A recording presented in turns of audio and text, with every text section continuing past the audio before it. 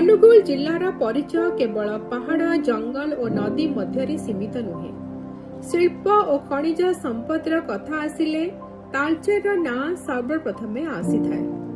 ଶିଳ୍ପାୟନ ସହିତ ଏହି ଅଞ୍ଚଳର ଐତିହ୍ୟ ଓ ସ୍ଥାନୀୟ ସଂସ୍କୃତି ମଧ୍ୟ ପର୍ଯ୍ୟଟକଙ୍କୁ ଆକର୍ଷିତ କରେ।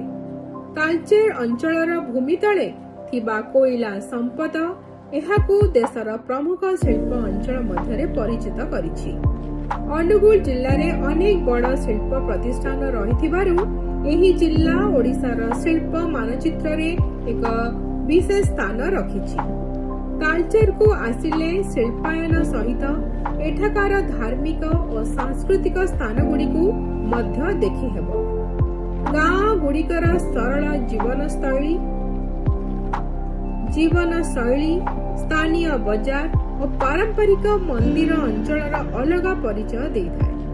ତାଳଚେର ଦେଖାଏ କିପରି ଗୋଟିଏ ଅଞ୍ଚଳ ଏକପଟେ ପ୍ରାକୃତିକ ସମ୍ପଦର ଭଣ୍ଡାର ତ ଆଉ ଅନ୍ୟପଟେ ଆଧୁନିକ ଶିଳ୍ପର ଏକ ପ୍ରମୁଖ କେନ୍ଦ୍ର ହୋଇପାରେ।